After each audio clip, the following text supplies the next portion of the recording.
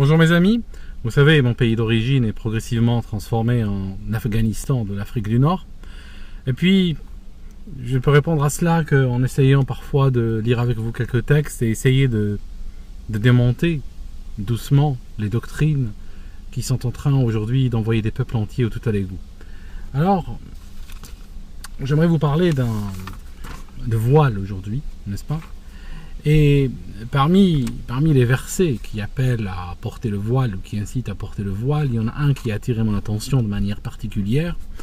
Et puis, il faut savoir qu'il y a beaucoup de versets, enfin il y a plusieurs versets, il n'y en a pas beaucoup, il y en a plusieurs. Et chacun est associé à une sorte d'explication, de justification de sa révélation. On va parler d'un en particulier. Alors, ça va être scabreux, je ne vous le cache pas. Je prends le livre de M. Bukhari, donc juste pour poser les personnages très rapidement pour ceux qui débarquent. Il faut savoir que M. Bukhari a écrit Sahih Bukhari, qui est un livre de Sunna qui est arrivé 200 ans après l'islam. C'est un livre considéré comme le plus vrai après le Coran chez les musulmans. Donc parfois je dis de manière abusive que c'est le deuxième tome du Coran. Donc juste pour vous donner un petit peu l'importance de ce livre, c'est le livre le plus important de Sunna ou de Hadith si vous voulez. Un des personnages dont il sera question là-dedans, c'est Omar ibn al-Khattab, qui est le prophète officieux de l'islam. Ibn Taymiyyah disait que c'est quelqu'un qui recevait des instructions divines directement, donc ça en fait de lui un prophète. C'est quelqu'un qui connaissait le Coran avant sa révélation. C'est quelqu'un qui est devenu le second calife et par conséquent calife, donc pharaon de l'islam. Sans lui, tu n'arrives pas à Dieu, c'est le premier point. Et deuxièmement, Dieu lui-même n'ose pas le juger. Omar, il est en train d'être promu de manière assez grossière. Ils sont en train de faire même des films, ils ont investi énormément, même des feuilletons littéralement, racontant sa vie. Des feuilletons qui, selon même les gens qui les ont produits, sont des feuilletons qui sont, on va dire, complètement fictifs. Pourquoi? Parce que quand ils ont pris sa biographie, sa vraie biographie, telle que racontée dans le livre d'Islam, ils n'ont pas trouvé dedans de quoi exemplifier, on va dire, des excellences de caractère. Donc qu'est-ce qu'ils ont dû faire? Ils ont dû recourir à la fiction, le montrer contrairement à ce que racontent les livres qui parlent de lui, les livres islamiques. Et bien sûr, c'est un calife, donc il jouit d'une excellente presse dans le monde arabo-musulman, c'est normal, comme tous les hommes politiques, comme tous les hommes de pouvoir arabes, bien sûr, c'est des petites divinités. On va maintenant parler de Sahih Bukhari. Bien sûr, je ne peux pas parler d'Omar sans vous citer pour la énième fois que c'est lui qui a enterré sa fille vivante quand elle avait 5 ans. On me l'a raconté quand moi, j'étais dans cet âge-là, à peu près. C'est un petit peu ton initiation au califat. Quand tu es un enfant, c'est là où on te viole, c'est là où on va te violer ton humanité, c'est là où on va te dire des choses horribles progressivement afin de te faire entrer dans ce que j'appelle le monde musulman. Alors, la première... le hadith dont j'ai envie de vous parler, c'est un thème. Bab khurujun nisa'i ila al-biraz. Ça signifie la sortie des femmes, quand les femmes sortent dehors pour aller faire, pardon pour le train, il fait 35 degrés, donc je ne peux pas fermer les fenêtres, c'est pas possible.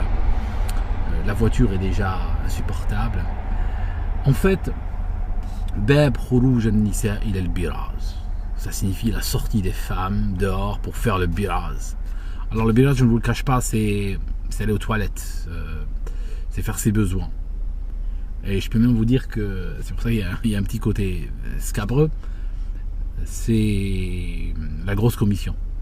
Donc quand les femmes sortent dehors pour faire la grosse commission. Je vais donc vous lire ce hadith. Ça paraît drôle, je sais qu'il y a des gens qui rigolent de ces histoires-là, mais il faut savoir qu'on a détruit des nations entières, on a sacrifié des générations, on a tué des gens pour ça. Donc quand vous voyez le foutage de gueule que c'est, ça rend l'histoire extrêmement tragique. Alors, Khurujun Nisa ila al-Biraz. Donc le hadith est raconté, voilà. Que dit le hadith? Alors, d'après Urwa, d'après Aïcha, donc Urwa ibn Zubair, la majorité des hadiths d'après Aïcha, la femme du prophète, viennent d'après son neveu. Son neveu, c'est le fils de sa sœur en fait. Alors, Aïcha était la femme du prophète, hein, c'est elle dans les musulmans, on répète sans arrêt qu'il s'est marié avec à 6 ans, et c'était aussi accessoirement, d'où son importance, la fille d'Abou Bakr, le premier calife. Alors, qu'est-ce qu'il dit? Elle dit, les femmes du prophète sortaient la nuit pour aller faire la grosse commission dans des champs, dans des terrains vagues en fait. Et puis Omar disait, alors Omar, je vous ai parlé de lui, donc il arrivait chez le prophète, il disait, فكان عمر يقول للنبي أحجب نساءك, voile tes femmes. Omar lui disait, voile tes femmes.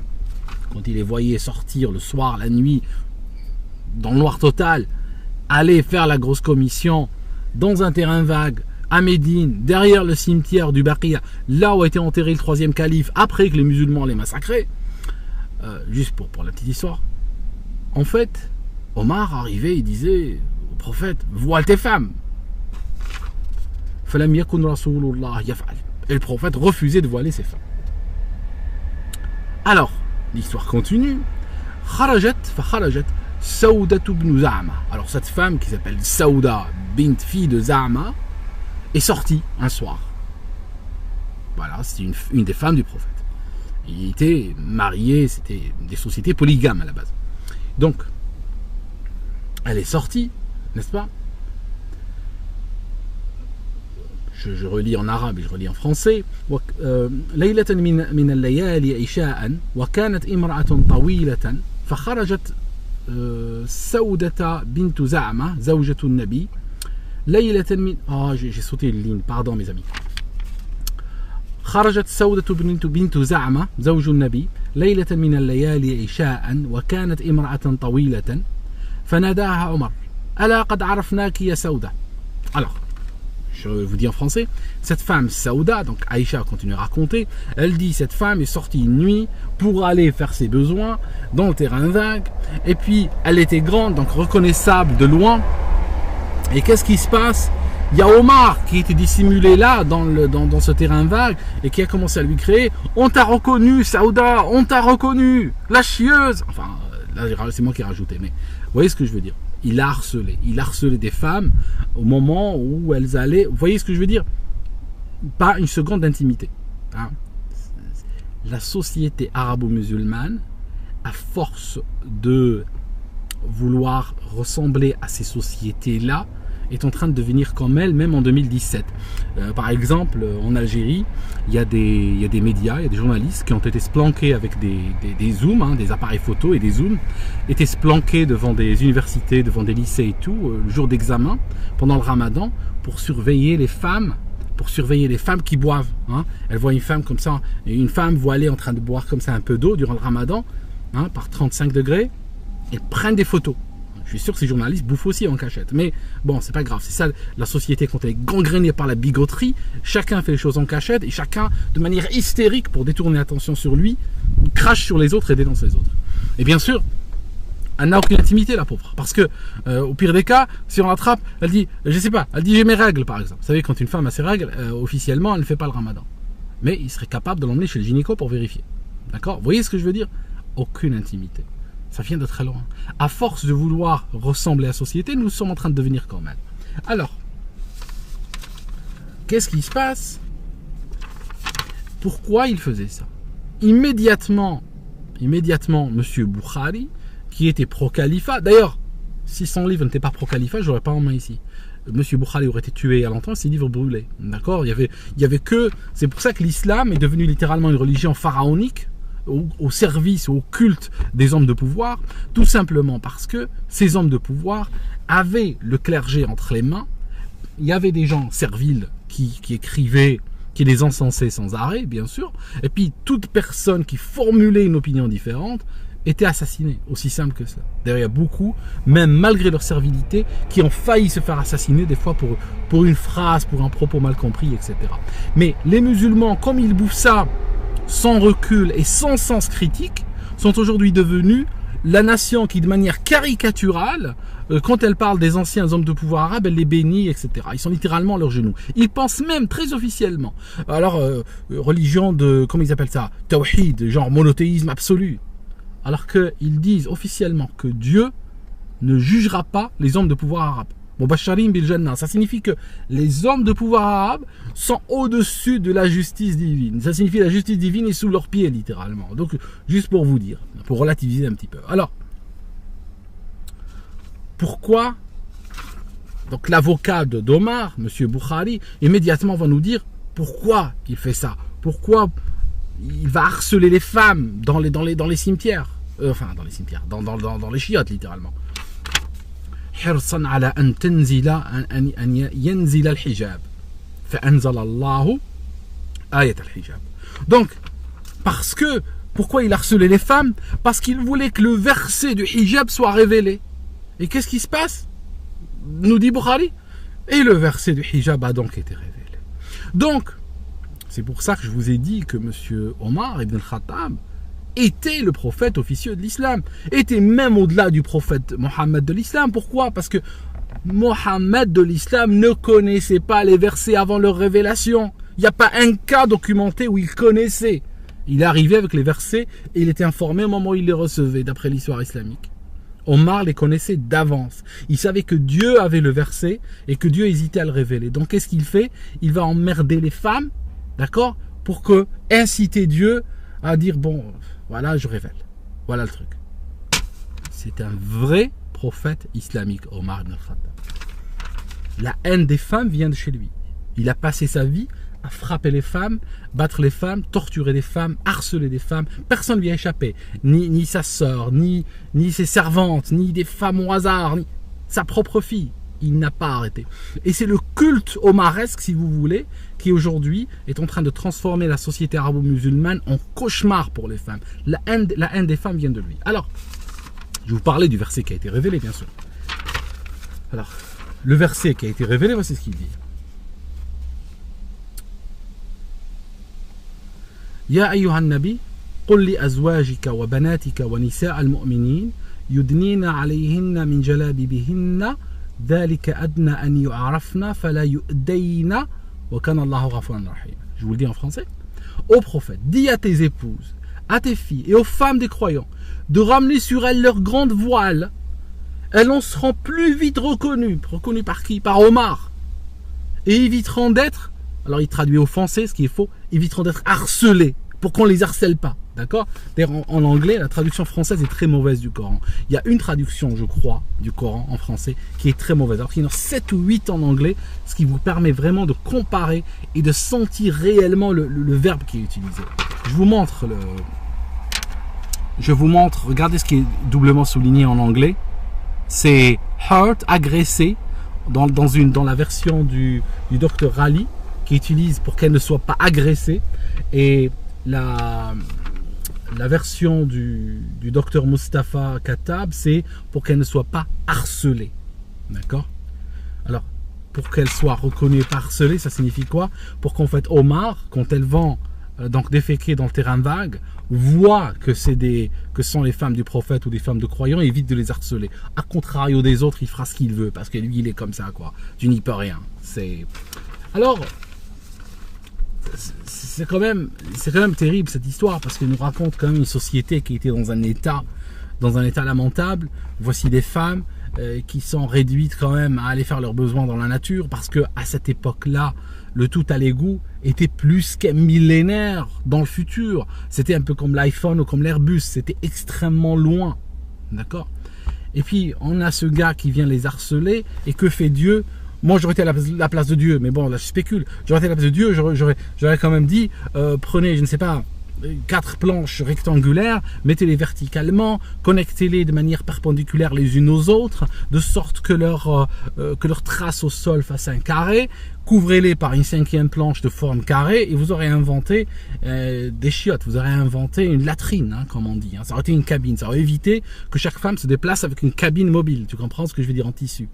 Mais bon, l'idée qui a été choisie pour eux par Dieu à l'époque, c'était que chaque femme doive se couvrir et aller justement pour aller faire ses besoins pour qu'Omar ne leur casse pas les pieds.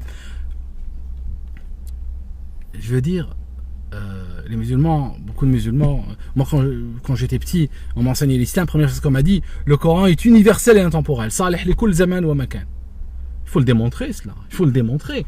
Quand je lis dans quel contexte, à supposer que ça soit révélé par Dieu, à supposer que Dieu soit rentré, était à tuer à toi avec les tribus arabes, à supposer que Dieu se soit abaissé, à rentrer dans des considérations de ce niveau-là avec une tribu vivant dans le désert d'Arabie. À supposer. Je veux dire, où est l'universalité là-dedans? Où est l'intemporalité? On se retrouve aujourd'hui avec des fillettes de 3 ans qui vivent dans des appartements avec des chiottes et l'eau courante, se retrouvent à être complètement emballés dans un sac. Parce que M. Omar l'a pas laissé tomber. Hein, je vous l'ai fait court. Il y a d'autres. Il y a par exemple Ibn Hajar al-Asqalani, celui qui a. C'est un exégète de Bukhari, donc il a écrit un livre qui s'appelle Fath al-Bari, qui explique ce qui est les hadiths rapportés par Sahih Bukhari. Et lui va aller plus loin, il va expliquer justement que plus tard, même quand elles ont commencé à porter le voile, et pour aller aux chiottes, Omar les voyait et continuait. On t'a quand même reconnu. On t'a quand même reconnu. Il les harcelait. Et l'histoire de la première, ce hadith, ce verset qui est arrivé, je peux vous dire dans quel contexte il est arrivé. Les livres islamiques racontent exactement. Parce que Madame Saouda, quand elle est partie donc pour faire ses besoins et que le gars a commencé à la harceler, qu'est-ce qu'elle a fait? Elle a filé, elle est venue chez son mari, elle est arrivée chez le prophète, il était en train de manger. Elle lui dit, oui, il y a Omar, j'étais au terrain vague et il y a Omar qui est en train de me gueuler dessus, etc. Je fais quoi? Et lui, qu'est-ce qu'il a fait? Il a fermé les yeux, et là il a reçu une révélation, et il a sorti ce hadith, et il a dit, mettez un voile, etc. pour que vous ne soyez pas reconnus et qu'on vous harcèle pas. Mais Omar a continué à la harceler. Malgré cela, elle a mis un voile et tout ça, parce qu'il fallait qu'elle y aille quand même. Donc elle a pris un drap et tout, elle l'a mis sur elle-même, elle a été. Et il a dit, on t'a quand même reconnu, Saouda. Donc je veux dire, il lui a coupé le gars. Et qu'est-ce qui se passe? Elle a été obligée de rester chez elle. Et ce qui s'est passé, c'est qu'ils ont commencé à creuser des latrines à la maison. Après, les hadiths racontent qu'ils creusaient dans l'enceinte de la maison, dans le jardin de la maison, si vous voulez. Ils creusaient là-bas pour faire leurs besoins. Ils ne pouvaient plus s'éloigner parce qu'elles étaient harcelées. Donc, vous comprenez, mes amis, on a développé à notre époque une obsession par le mode de vie de cette société, d'une société qui était extrêmement, on le voit, qui était extrêmement arriérée, qui vivait dans des conditions sanitaires extrêmement, je veux dire, peut-être c'était ok pour il y a 1400 ans, mais ils n'ont rien à nous apprendre aujourd'hui. Vous comprenez? C'est ça le problème. Et à force de vouloir les identifier à eux, on commence à les singer, on commence à leur ressembler, on commence à prendre des solutions qu'ils avaient essayé d'adopter pour des problématiques très particulières, pour lesquelles ils avaient adopté des solutions totalement maladroites, et on essaie aujourd'hui de les généraliser sur l'humanité entière. C'est complètement aberrant, mes amis. Voilà, c'était juste ce que je voulais vous dire aujourd'hui. J'aimerais quand même que vous remarquiez que je suis un mec, hein. Je suis un mec d'origine algérienne, je suis né en Algérie, j'ai grandi en Algérie. Je suis en train de défendre les femmes, hein, d'accord? Parce que faut savoir que la misogynie chez nous vient des femmes, hein, vient pas des hommes le plus souvent. La vraie misogynie, c'est la femme. Et c'est souvent elles qui réagissent le plus agressivement à des vidéos comme celle-ci. Bonne journée, mes amis.